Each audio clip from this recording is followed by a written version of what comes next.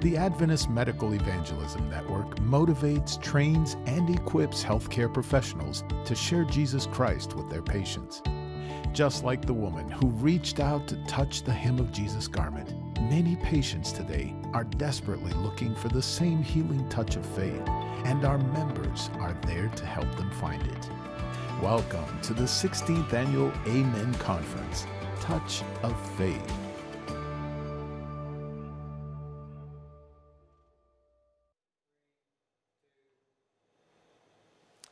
Welcome back to the 16th Annual Adventist Medical Evangelism Network annual meeting. I'm Dr. Eric Nelson. I'm one of the board members, and it is my distinct privilege to introduce our speaker for the next hour, Dr. Lyndi Schwartz. Dr. Schwartz has been married to our president, Dr. Brian Schwartz, for the last 31 years, and she is an internal medicine physician, also working in Kettering, Ohio. In fact, she is the residency coordinator for the internal medicine residency in Kettering, Ohio. When I think of Dr. Schwartz, the one thing that stands out to me is the word vivacious. I have never met anybody more vivacious than Dr. Lyndi Schwartz. When she walks into a room, it's like the sun has come out. In fact, I'm convinced that I get my entire weekly dose of vitamin D, from a short interaction with Dr. Schwartz. She has a twin, Andy, and when the two of them are together, it's probably an overdose. So I know that you are going to especially enjoy the next hour presentation by Dr. Schwartz. Not only does she bring cheerfulness, and a wise man once said, "A merry heart doeth good like medicine," I'm also convinced that Dr. Schwartz has healed patients by the Christian cheerfulness that she brings to every interaction. I know that you're going to really enjoy her presentation this next hour, entitled Food as Medicine. Dr. Schwartz, the time is yours. Thank you. Thank you, Eric. That was like awesome. And I really appreciate that. And what a good introduction does is lessen the tension. So I really, really super appreciate that. Our title today indeed is Food as Medicine.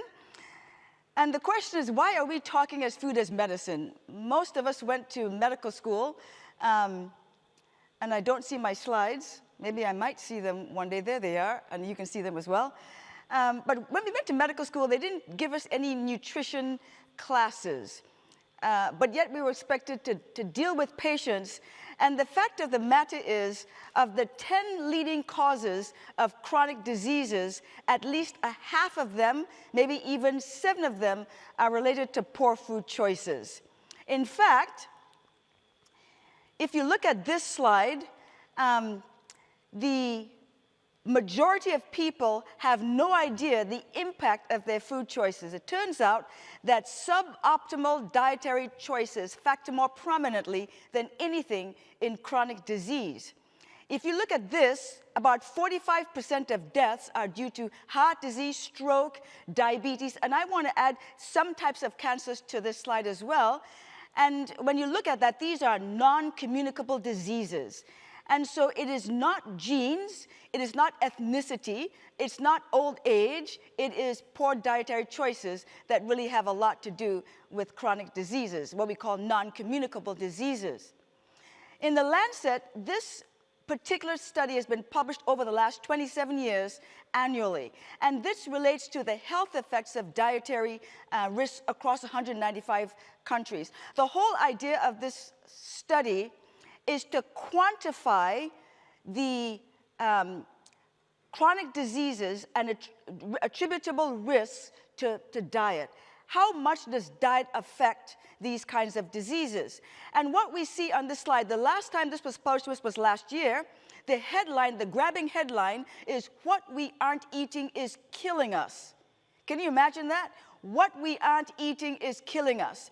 In fact, dietary risks are responsible for 11 million deaths, 255 million disability-adjusted life years.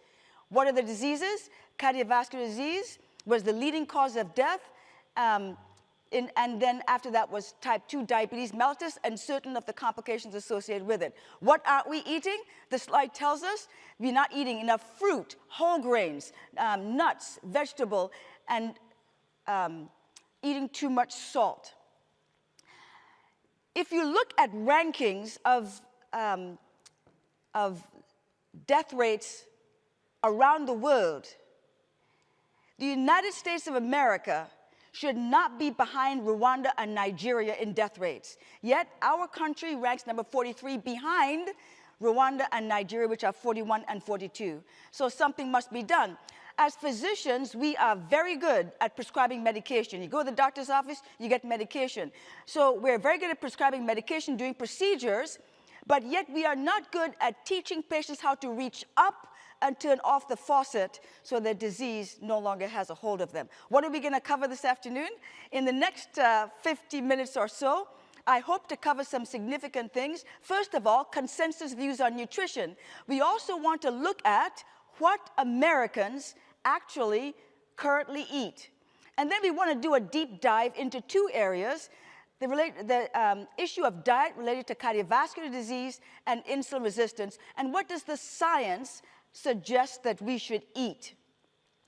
If you look at this slide, what you see here is a skyline. And if you look at nutrition studies, they can be very confusing and, in fact, overwhelming. On one hand, one study says butter is good, and then next, butter is bad. Then there's the coconut oil. 1 minute it's bad, and now it's good. So how do you look at that? So what we want to really look at is, as you look at a skyline, you want to look at every study and what it contributes to the overall weight of the evidence. What does the overall skyline show? And that's how we're going to approach this. We're going to look at this looking at a framework of red, orange, or yellow, actually, and green. And these are put in certain boxes. Healthful is the green box foods, debatable is the yellow box foods, and red is the red box foods. Now, when you see a red light, that means you stop, right? When you see a green light, it means you go. And when you see a yellow light, for most of us, I think it means speed up. But in this case, it means caution. And so we're going to look at this framework. And you can see all the different foods in every box here. The majority of Americans prioritize their calories in the yellow and red box food area. So what we want to look at then is what is the strength of the evidence in each of these boxes. If you look at the red box foods, the strength of the evidence, the overall consensus in the literature is that these red box foods promote harm. There is no study to refute that suggestion.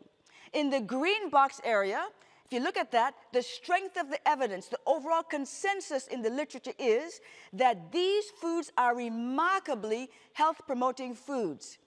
Then when you look at the yellow box foods, really the evidence is mixed. And the only reason it's mixed is that it's being compared to the red box foods. If you look at those yellow box foods compared to red, they appear to be really pretty good. So what we're going to do is, first of all, look at the items in the red box foods, and what we want to figure out is how do we convince people to change their eating pattern from the yellow and red box foods to the green box foods. So we'll start with processed meat. If you look at processed meat, for example, processed meat means any meat that has been treated. It can be fermented, cured, whatever, and it includes many items that you see in the blue box there on the screen, including something people love, which is chicken nuggets. Now, I've never eaten a chicken nugget. I have no idea what the attraction is, but people seem to love those things.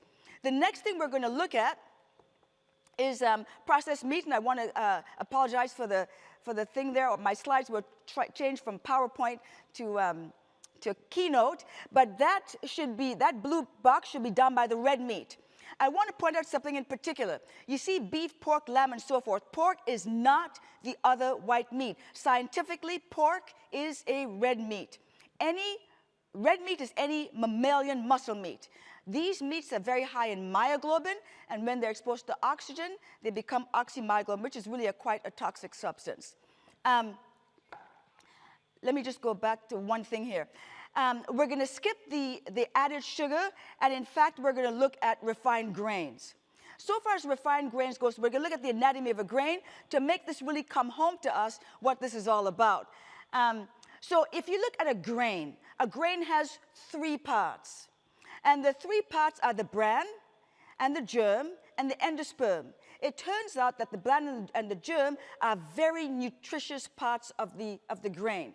Listed to the right of the slide, at least my right, I think it's on your right as well, you see a list there of whole grains and then pseudograins. So the pseudograins botanically are seeds, but functionally they are grains. So they include things like quinoa and so forth. So what does it mean then? What does it mean when a grain becomes a refined grain? What makes it different? When you look at a refined grain, it is basically any grain that does not have the bran and the germ with it. If you look at just the endosperm, that is a very nutritionally depleted food and is not really as healthy as you would like. Now, this is one of the funnest things. This is a marketing trick. And that picture there represents a beautiful loaf of bread. And I just put that slide there, that picture there just as an example. So when you go to the grocery store and you see a label on a loaf of bread, it says wheat bread, multigrain, 7-grain. What does that mean? It is a marketing trick. The thing is, that kind of bread, there's nothing much different between that and white bread except that they've had the 7 refined grains added back. The thing you are looking for, the first thing you want to see is whole. If it says whole, that means it's whole grain. If it does not say that, in fact, if you look at this, it says unbleached, enriched wheat flour. That's just the same thing. So we try to avoid that kind of thing. If you look at this slide, this is, quotes, carbs. On the left hand is the green box carbohydrates, whole. On the right-hand side is refined. And if you look at that refined side, that is what gives, quotes, carbs a bad name. You cannot lump fruit with Fruit Loops or lentils with Wonder Bread. You know, when we first came to the States, we came from Trinidad and Tobago. There are a few Trinidadians around here. But when we first came to the States from Trinidad and Tobago, my mom has always made 100% whole wheat bread. It's as crummy as anything. You can't believe how crummy. It would never stuck together, but she served us delicious whole grain bread. Well, we went to school and discovered that people had something called Wonder Bread. You can make the whole loaf go into one slice, except they made 10 peanut butter sandwiches out of the entire loaf. It's just amazing. But you cannot lump lentils and Wonder Bread. It just doesn't work. In fact, I tell my residents, I don't want you using the term carbs. Carbs confuses the physician and the patient. And we want to try to disavow ourselves of using the term carbs from here on out. Now, that blue box should be done by ultra-processed food. Ultra-processed food. Ultra-processed food is industrially produced, scientifically engineered, highly palatable to keep people coming back for more. So these ultra-processed foods particularly are dangerous foods. On October 22, last year, 2019, did you guys catch the date? October 22, the great disappointment. A study was published in the JAMA, the Journal of the American Medical Association, and it was looking at plant-based meat alternatives, and specifically it was looking at the Impossible Burger and Beyond Burger. The question is, are those plant-based? Is this whole food? The answer is no. These 2 burgers are calorie dense. They are scientifically engineered. They are highly palatable, but they are not whole food. Whatever in the process of preparing it, whatever happens there, probably a lot of the nutrients are lost. And those phytonutrients are no longer in that product. So these will also fit into the ultra-processed area. So this is really an important statement. And this is from the Dietary Guidelines Advisory Committee. The Dietary Guidelines Advisory Committee is a group of nutrition scientists that meet every 5 years. And then they advise the U.S. Department of Agriculture what Americans should eat for the next 5 years. And so this is what they said here in 2020. It just came out in June of this year. This came out. And it's very similar to what they said in 2015, but there are two significant additions, and we'll talk about that. It says a diet. This is coming from the Dietary Guidelines Advisory Committee advising the U.S. Drug Administration what Americans ought to eat. Americans ought to eat a diet higher in plant-based foods such as vegetables, fruits, whole grains, legumes, nuts, seeds, and lower in calories and animal-based foods. Is more health-promoting and is associated with less environmental impact. Now, obviously, I would add to this statement, it clears the mind so that the Holy Spirit can really work. Now, two things were added, though, to this, which I think are very significant. The two additions are, number one, that in the guideline recommendations, we should also consider the role of the gut microbiome in future guidelines. I am excited about the gut microbiome, and we're going to talk about that a little bit today. But this is where nutrition is going. Secondly, we are to examine the relationship between nutrition and the immune system. I'm going to let the cat out of the bag just a little bit. I am fascinated by the relationship of the gut microbiome and the immune system. In fact, if you look at issues related to the gut microbiome, we always think in terms of probiotics. We're going to talk about things related to that. But these things, I think, are significant additions that they just made. Number two was made in the context of COVID.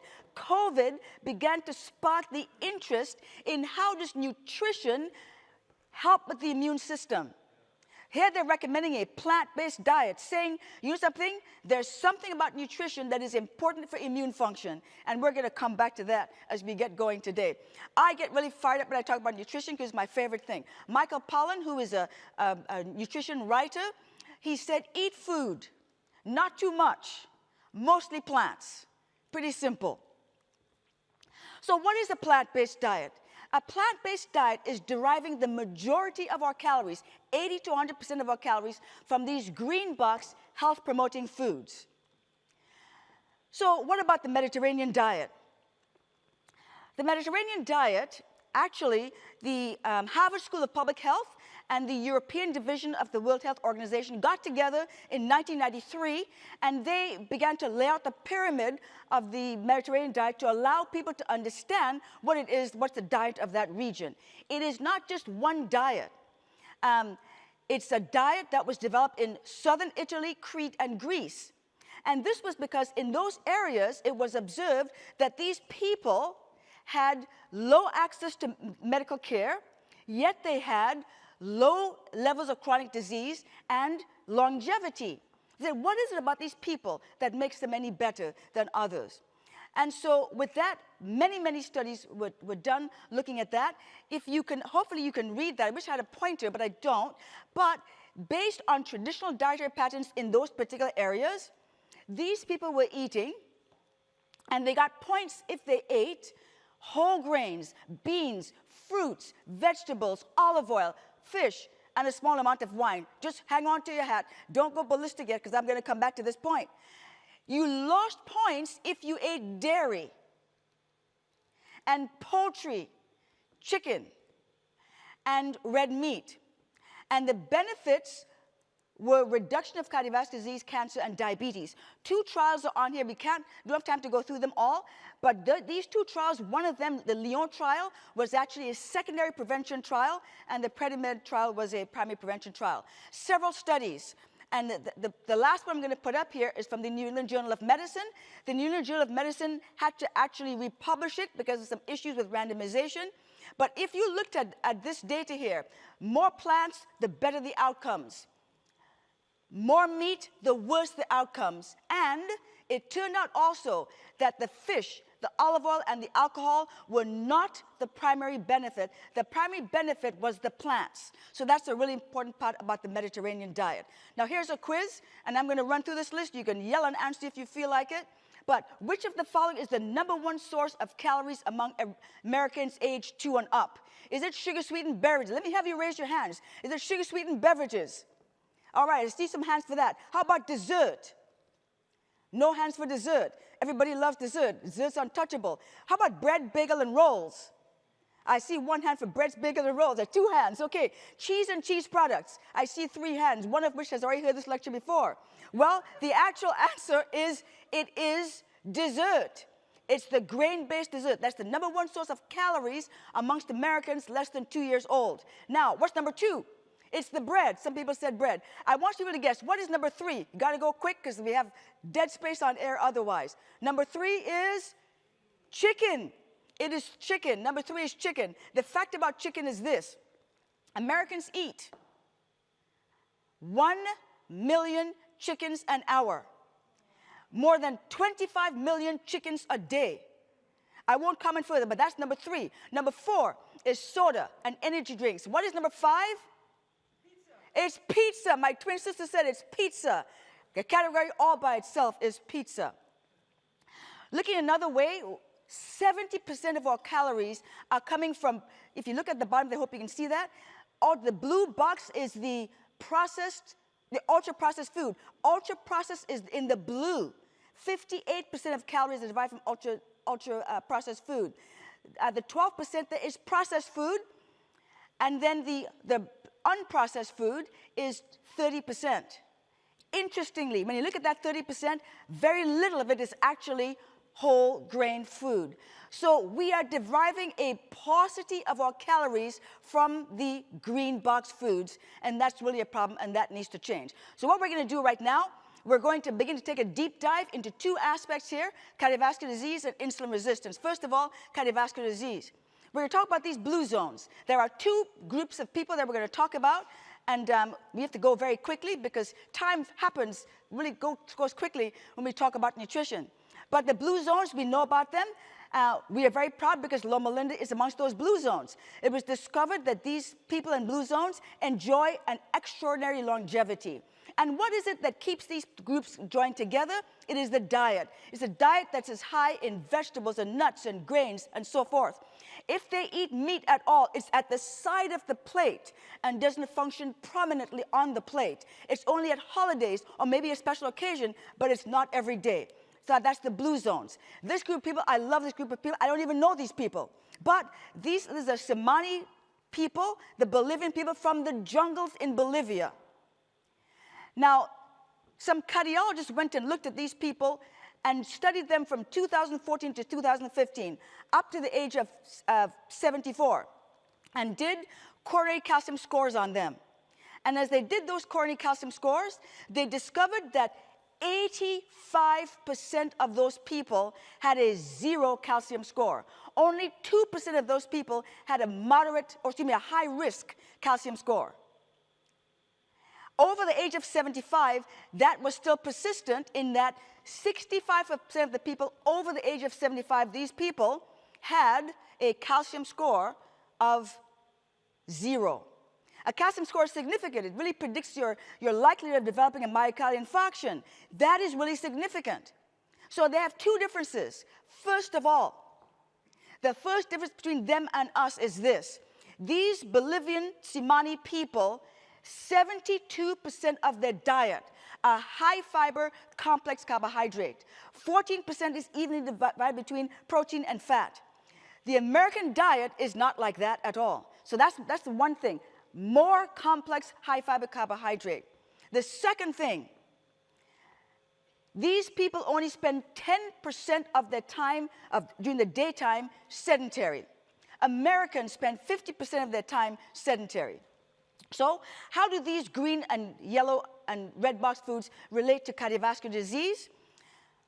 This study was done by Dr. Volk, who wanted to do a comprehensive summary of the accumulated evidence based on prospective cohort studies looking at diet, red meat specifically, and its effect on non-communicable diseases, specifically cardiovascular disease, diabetes, and cancer. And he found that there was a direct correlation between red meat and non-communicable diseases. So conversely, these three studies here, this is done, one of them is done by Dr. Key, who is at Oxford University. These were all mortality studies. Dr. Key actually studied Loma Linda Adventists and noticed that they were dying less of cancer and less of cardiovascular disease. What was the issue? These people ate a vegetarian diet. His own study he designed, 6,000 vegetarians who got 5,000 of their non-vegetarian friends. They had a prospective study, and this was the outcome. 24% less mortality in those who ate a vegetarian diet. Dr. Huang was very similar, a mortality study. Epic Oxford is a European study, and they looked at incidence of ischemic heart disease, 32% less incidence of heart disease. Now, this is fascinating. Why is this? What is it that is causing this significant, dramatic decrease in cardiovascular disease? I wish I had time to tell you a story. I'm looking at the clock. I don't have time to tell you the story, but I might try to. What we have to understand is this. If you look at food, and if you look at cheese or eggs or dairy, these have a substance in them, and red meat as well, that becomes metabolized to toxic products. So, for example, if you look at this slide there, you see the eggs and the cheese and whatnot. That has phosphatidylcholine in it. If you look at the red meat, that's L-carnitine.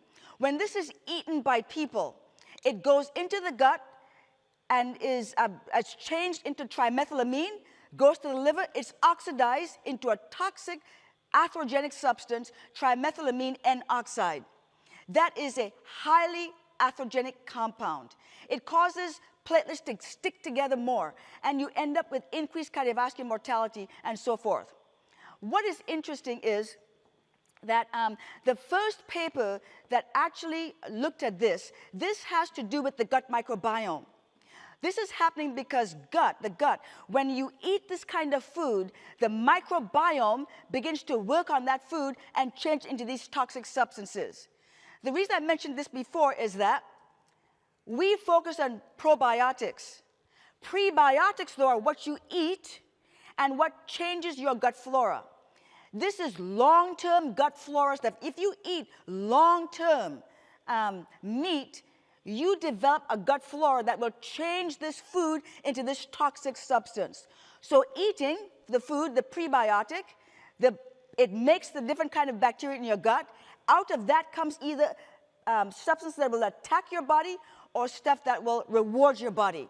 So the postbiotics are important. Probiotics are based on the prebiotics because out of that comes postbiotics, which can be beneficial to your health. The probiotics from these is very inflammatory. So the bottom line is this: the gut microbiome changes what you eat into a toxic substance and makes you have more chance of having myocardial disease. We don't want to leave sugar off the table. And if you look at this slide, you see an amazing array of colors at the top. This is the cereal aisle. I think every parent knows that the most dangerous aisle in the grocery store, if you took the candy out of the grocery store, the most dangerous aisle in the grocery store is this aisle, the cereal aisle. The colors are they just draw you to them. These two studies are very significant. The first one about added sugar, and the next one looking at glycemic load. If you look at added sugar, the majority of Americans eat at least 10% of their calories a day from sugar. And then another significant portion eat 25%, more than 25% of their diet from sugar. So let me tell you something about this. If you eat 10% of your food from added sugar, the hazard ratio is 1.3. I'll unpack that in a second. If you eat more than 25%, it's 2.75, which means that you are 30%, you are 0.3 more likely, 30% more likely to have something if you eat, if 10%. On the other hand, if you eat 25%, the hazard ratio is 2.75. Now, this morning, Dr. Schwartz talked about number needed to treat. I'll talk about number needed to harm. If you gave people 25% of their diet in sugar, the number needed to harm will be 22. In other words, one person out of 22 people will end up with cardiovascular disease, has a higher chance of getting it. Whereas 10%, number needed to harm is 1 in 265 people. 22 is pretty significant. Somebody can say 265, line them all up on the stage, only one person, it probably won't be me. But 22 people, it could be you. So 25% of your calories from sugar confers a significant risk of developing cardiovascular disease. This other study looked at the glycemic load of various types of food and its effect on coronary artery disease. And the higher quintile of glycemic load caused a relative risk of 1.98. The American Heart Association has recommended that women eat no more than 6 teaspoons a day and men eat no more than 9 teaspoons a day of sugar. That seems like still a lot to me, but I don't know. It just seems like a lot. This particular study was done trying to establish a dose-response relationship between fruits and vegetables and cardiovascular disease. In other words, how much fruit and vegetables is protective in terms of cardiovascular disease. This was a systematic review and meta-analysis. 95 studies worldwide were done, and it looked at this. For every 2.5 servings a day of fruit and vegetables, the risk of coronary heart disease decreases by 8%, the risk of stroke decreases by 16%, and all-cause mortality 10%. This benefit actually is enduring for up to 10 servings. For example, 2.5 servings, 5 servings, and you keep going up to 10 servings, you have more and more benefit for eating more fruit. What's 2.5 servings a day? Which is, by the way, the steepest part of the curve, is going from 0 servings to 2.5 servings. That would be a small banana, an apple, and some broccoli. That's what that would be. So if you're looking at 2.5 servings a day, that's what that would come out to be. Now, a word of caution. Not every plant-based diet is really plant-based. And so this was done, and this is 4.8 million person-years of follow-up. It was a Nurses' Health Study and the Health Professions Follow-Up Study. And so they looked at what's the effect of plant-based diet in terms of cardiovascular disease. And so this was from the Harvard School of Public Health. They divided plant-based into healthy plant-based and unhealthy plant-based, because French fries are plant-based. And mashed potatoes are plant-based. But when you look at what they're really talking about, refined grains, juice, fried potatoes, sugar-sweetened beverages, sweets, carrot cake is carrots. But that's not the best kind of diet. So it was divided like this. And what he did, they found out, you can't see this very well except on the very bottom of the slide. If they look at the hazard ratios, if you look at overall plant-based diet, there's only a benefit of like 8%, which is not much. But when you separate it out into healthy plant-based and unhealthy plant-based, you recognize that the unhealthy plant-based confers a 32% more likelihood of developing a problem, and the 25% benefit if you eat a healthy plant-based diet. So that's really important. Now, this is one of my favorite things to discuss. This is great material right here. Plant foods and cardiovascular disease, what's the mechanism? So, first of all, plant foods replace the disease-promoting foods. That's important. It also reduces LDL oxidation. It improves endothelial function. I'm going to come back to that one. It reduces inflammation. It benefits it. It alters the gut microbiota. It lowers the blood pressure and decreases lipids. But what I want to come back to is the improved endothelial function. Every fatty meal induces an inflammatory storm. It causes a stunned endothelium. So I want to say that again, and I'm going to tell you why I'm saying it. Every fatty meal causes an inflammatory storm, and the endothelium is stunned. Now, this came to me. I didn't understand what this was all about until one day. I'm going to tell you one story. I had to cut all my stories up because I had such limited time. But this story, to me, was so compelling. I had a resident, awesome resident, and he was a Seventh-day Adventist, plant-based, vegan, vegetarian. And there was another resident. He was from Kentucky, and tall guy, very brilliant guy. And he said to him, you know, I think you should try a plant-based diet. The guy was already a genius. He goes, I think you should try a plant-based diet. The guy says, no, I'm from Kentucky, you know, I don't want to do that and everything. And by the way, when we go to Kentucky, it's kind of hard to find vegetarian food sometimes. But so finally the guy agreed to go on a plant-based diet. And after a week, this other guy, the tall guy from came to me and said to me, you know, my mind is cleared up. And I hadn't done this research yet, and I couldn't understand. This happened about 5 years ago. I said, how could that be? He said, every time my mind gets kind of muddled, I go back to the plant-based diet. So this is the deal. We have focused the conventional paradigm for medical treatment of cardiovascular disease today is look at the long-term effects, modify the risk factors, decrease the cholesterol, control the blood pressure, stop smoking, all those kind of things. But we have not considered the hour-to-hour variation in the blood vessels that happen every day. And actually, that's where it begins. And so what happens, though the endothelium produces nitric oxide, it's able to really auto-regulate the vascular endothelium so that blood can increase blood flow if you need to, and so forth. What happens when you eat a fatty meal? The inflammation happens. The endothelium can no longer auto-regulate. It can't produce nitric oxide. It can't increase the brain blood flow to the brain when you need it. And so you have this fog that is going on. So you eat a fatty meal for breakfast, a bacon and cheese sandwich. Have no idea what that is. But you eat that. Your mind goes into fog. 5 hours later, what time is it? It's lunchtime. And you eat another fatty meal. And 5 hours later, you eat, quote, dinner. And so your brain stays in a state of continued fog. So what we know is that this is a very significant phenomenon that hour by hour your body is experiencing, your vascular system is experiencing this fog that it cannot overcome because of the inability to produce nitric oxide. So that's really important. And a lot of the meat has all these things. We talked about TMAO already, and so that is a really important thing related to that. So with that, we're going to move now to insulin resistance. This happens to be one of my favorite topics because in the hospital, we see a lot of diabetics. And we're going to look at how these green, yellow, and red box food affect diabetes. So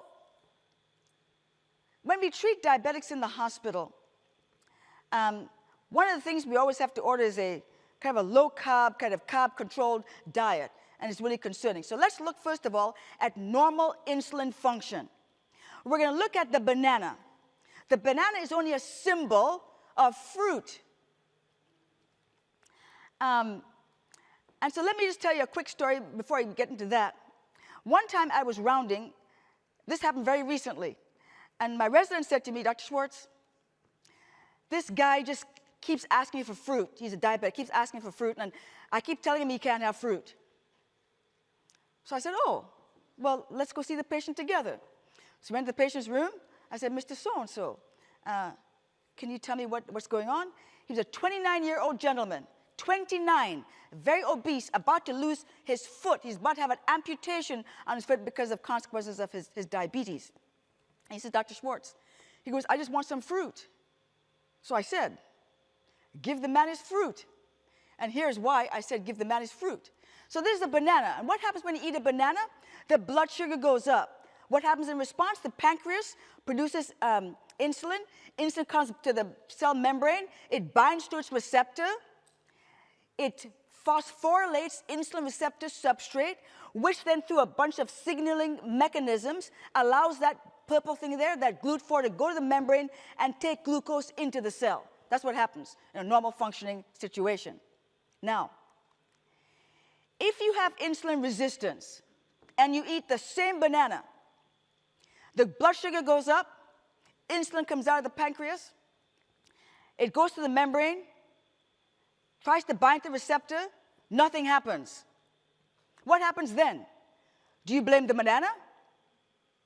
The banana is just the victim. And so here's what is actually going on. When you look at insulin resistance, this really is a significant part of the mechanism of type 2 diabetes. And what is happening here is there are some fatty subtypes that are accumulating in the cells of the liver and the skeletal muscle.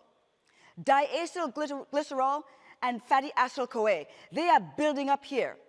There was MR spectroscopy studies done looking at cells that identified this whole mechanism, that there's fat lipid subtypes building up inside the cell that's preventing the insulin from binding to the receptor, the whole bunch of signaling that happens, and then allowing glucose to enter the cell. So it is not the glucose or the fruit that's the problem. It's already what's been eaten that's causing the problem. It turns out that it's the red meat that is causing the problem. So fat accumulation in the skeletal muscle and the liver cells is called ectopic fat. It is the primary cause of insulin resistance. So the skeletal muscle has decreased ability to take up the glucose. The liver begins to produce more sugar and cannot produce glycogen instead. And why is that? And it is because the energy intake is greater than the energy expenditure. And adiposity, excess calories, excess dietary fat, inflammation, oxidative stress, mitochondrial dysfunction. This is what's going on. And what is causing the problem, first of all, is the ingestion of the meat. It's not the ingestion of fruit. And so this particular study here was done looking at 12 different types of food groups in terms of development of diabetes, the risk of diabetes based on certain food groups. And when you look at this slide, and I have another one to follow here very quickly, processed meat and red meat, if you look at those together, the processed meat, 37% increase in the risk of diabetes. Red meat, 17% increase in the risk of red meat. If you put those together, that is 54% increase of risk of diabetes. And you ask yourself, because that seems so odd. Whereas the sugar-sweetened beverages, 21% increase, which is not to say that sugar-sweetened beverages are okay. But this is the issue. Now, this slide is very complicated, but it begins to tell you the mechanism. There are a series of things up there, mechanism that begin to impact the metabolism of these things in the cell. And it includes things like, saturated fatty acids, advanced glycation end products, all those kinds of things. The TMAO, the trimethylamine N oxide, all those things cause insulin resistance and type 2 diabetes. So what we have to tell our patients is this. I was in the Sam's Club or someplace the other day, and these two people were talking about diabetes. They're going to get diabetes because their mother had it, their grandmother had it. And you want to say, something? You can do something about that. Because your relatives have it doesn't mean you have to have it also. You can actually do something about that. But that's the primary mechanism. It is true that beta cell dysfunction is the ultimate cause of type 2 diabetes, but preceding beta cell dysfunction is insulin resistance, and that's really important. So what about low-carb diets? We tend to put patients on these low-carb diets. And the question is, can low-carb diets increase the risk of diabetes? So there's several studies on here, and these are all prospective studies. The first study there was done looking at a portion of the women's, of the nurses' health study. They were looking at women who had gestational diabetes. The thing is that just because you have gestational diabetes, does that mean you will end up with diabetes? It is a risk factor for developing type 2 diabetes. And by the way, I just want to remind everybody, we're speaking of type 2 diabetes, not type 1 diabetes. So this study was done looking at diet for longitudinal for about 20 years, looking at what would happen.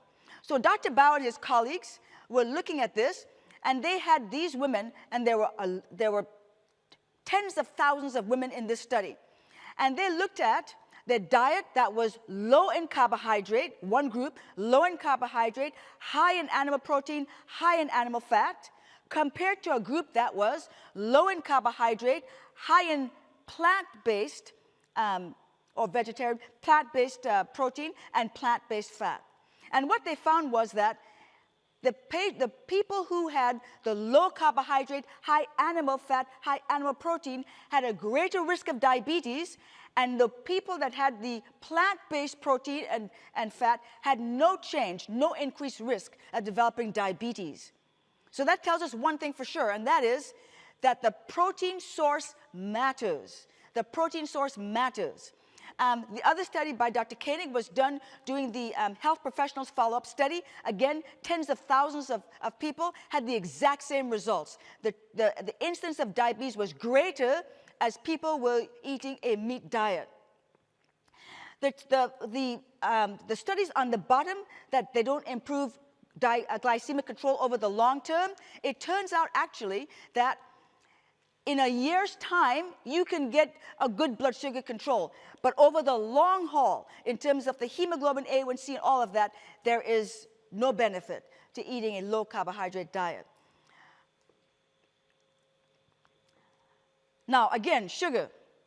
How does sugar, because, as we've been talking about red meat really is the issue, but how does sugar then contribute to developing type 2 diabetes? There are two mechanisms. First of all, it can cause just synthesis alone in the liver of fat. You've heard of fatty liver. It can cause synthesis of fat in the liver itself, and then that can build up and cause insulin resistance. Secondly, it can just cause weight gain and obesity. So there are two mechanisms where sugar can cause diabetes. So that's significant. Now, let me ask you another question. Which type of foods are most protective against type 2 diabetes? What kind of foods are most protective against type 2 diabetes? Is it cruciferous vegetables?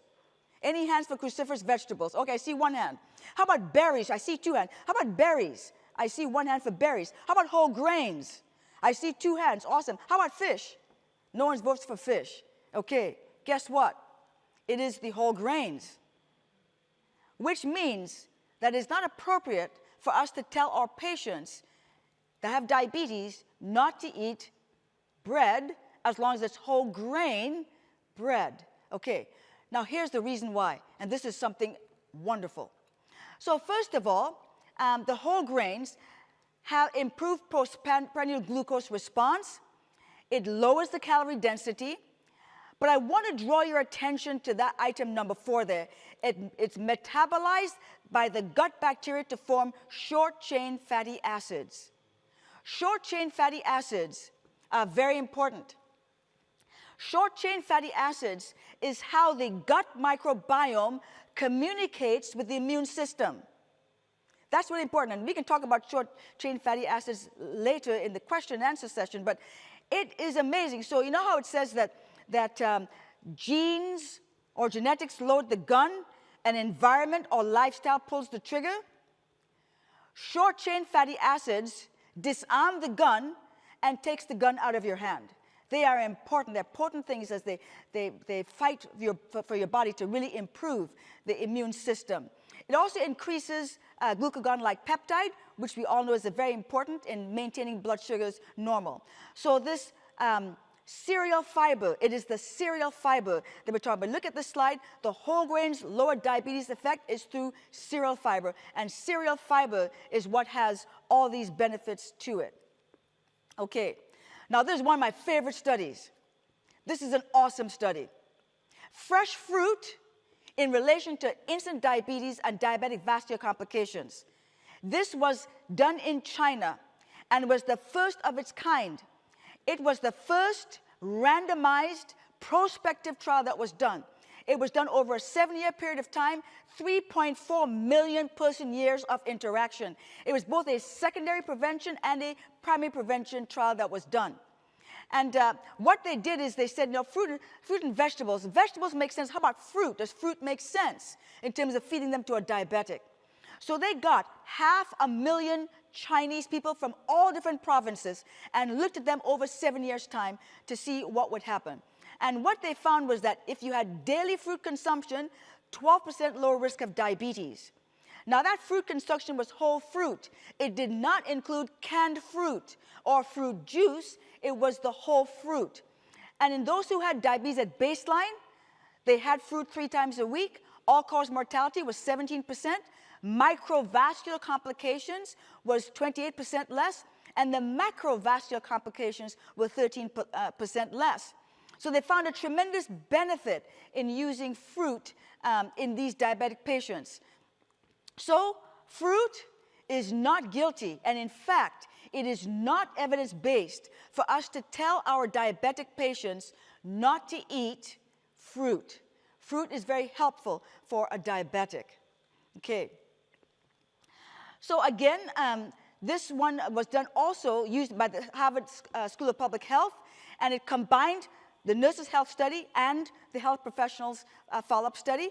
And they had, obviously, tons of people in this study, giving them a plant-based pattern for diet as opposed to what is traditionally given to a diabetic. And what they found was the risk of type 2 diabetes. If you ate a plant-based dietary pattern, and note it just says plant-based in general, 20% less decrease in risk of developing type 2 diabetes. However, if you divide it up between the healthy plant-based and the unhealthy, now you see something very important, which is that 34% decreased with the healthy plant-based, with the unhealthy plant-based, though, 16% increased risk of type 2 diabetes. So the kind of plant-based is very important. Not all plant-based is plant-based. It's the healthy plant-based that we're really looking at. Now, this study here is a very significant study. Dr. Neil Bernard, who has published a lot of material, did this, and he was the very first person to do this in the mid-200s, the very first person to do a randomized controlled trial looking at using a plant-based diet compared to the traditional American Diabetes Association diet in diabetic patients, and to see whether or not there would be a difference. So in terms of the diet, it was a low-fat, plant-based diet. There were actually no calorie restrictions on this diet. And looked at the conventional diabetes diet, which was a low carbohydrate, high protein, and so forth. It turned out that they had better glycemic control compared with the plant-based diet. The hemoglobin A1Cs went down much more dramatically in the people on the plant-based diet compared to those on the American diabetes diet. And in fact, if you looked at the lipids, the total cholesterol, and the LDL cholesterol, it was dramatic decrease in those who are on a plant-based diet.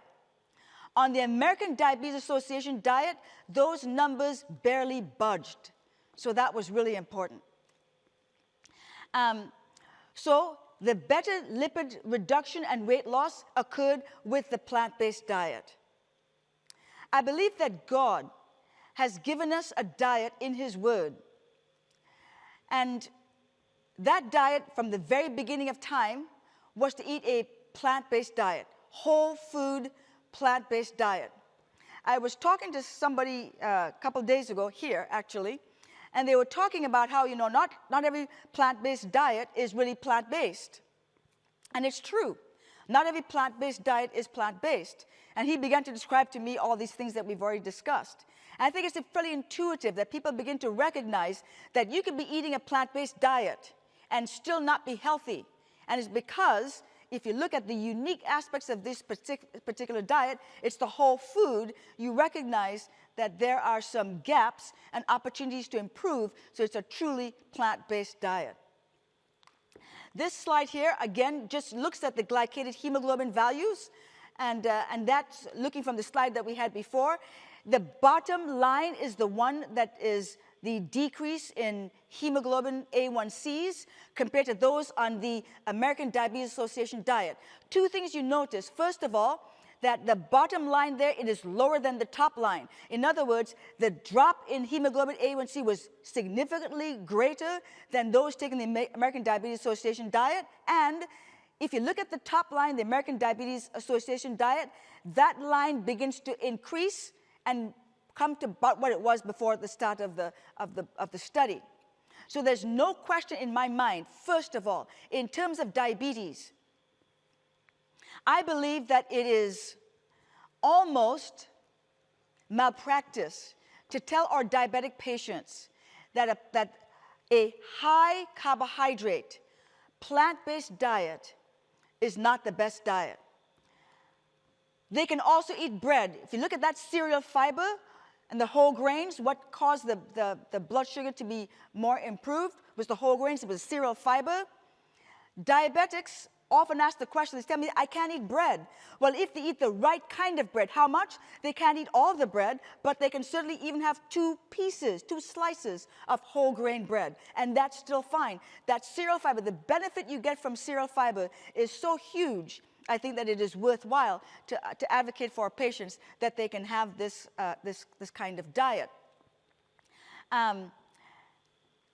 And another myth that's very important, I think, that we get out of our patients' minds is that type 2 diabetes is unavoidable. I firmly believe that type 2 diabetes is avoidable. Now, having said that, there are some genetic issues sometimes, but I believe that the suboptimal dietary choices factor more prominently in diabetes than anything else. Even genetics or ethnicity or anything, it's most important. We need to begin to share with our patients the plant-based diet. Before I came up here today, one of my residents texted me and said, are you giving the lecture on food as medicine? Because I gave them a lecture on food as medicine. They requested to get the lecture on food as medicine. And begin to use that as part of the curriculum that we are sharing with our patients. We don't, in the medical schools, I want us to begin to share in our medical schools or Seventh-day Adventist Medical School the importance of nutrition on control of all these diseases. The fruit is not causing the problem, but this is what the issue is. So in the beginning, God said, of every herb that yields seed, of every tree whose fruit yields seed, of these you shall eat the food. All these wonderful things God has prepared for us that we can eat and we can be healthy. And I think we need to share with our patients the evidence that says that indeed these foods are appropriate. So tonight, we are going to be having a panel discussion. Let me get the number here. And the panel will focus on issues related to diabetes. There are several things that could be discussed during this time. There's a phone number that you can phone your questions to, and it is 618 area code 228-3975. I was told that that phone number would also be on the screen.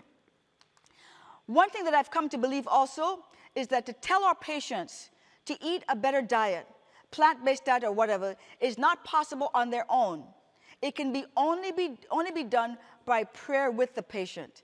And so as we close the last 20 seconds, I just want to have a quick prayer for all of us as we attempt to educate our patients about health.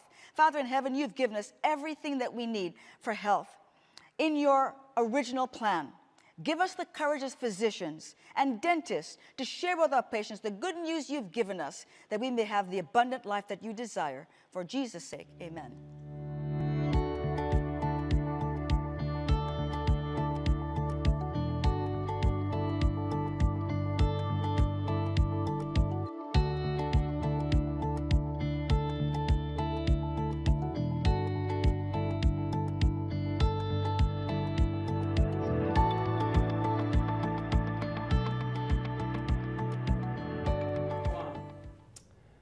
Welcome back. My name is David Otis. I'm a practicing dentist from Collegedale, Tennessee.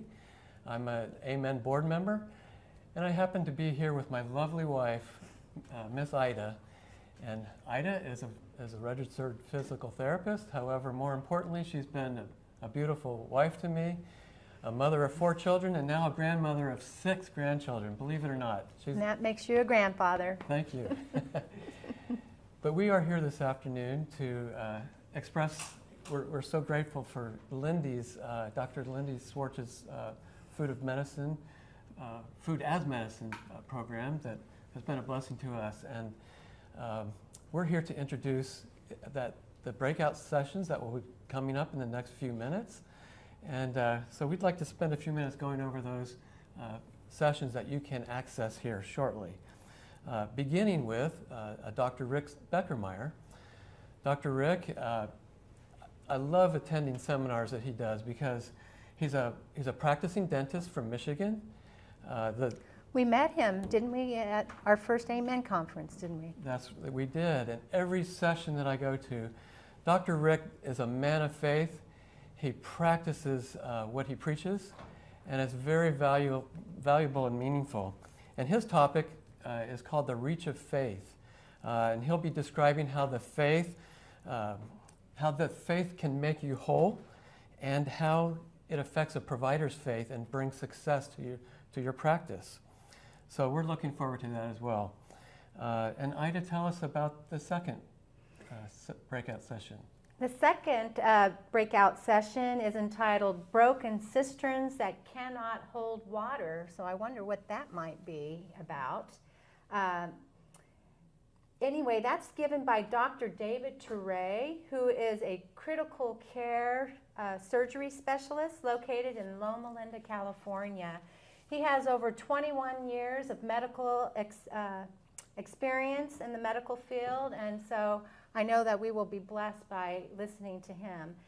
He will discuss that despite the major medical advances in the last century, the healthcare system falls short in addressing the physical needs, which create an opportunity for God-fearing Adventists who have been blessed with the knowledge of health and disease to offer something better.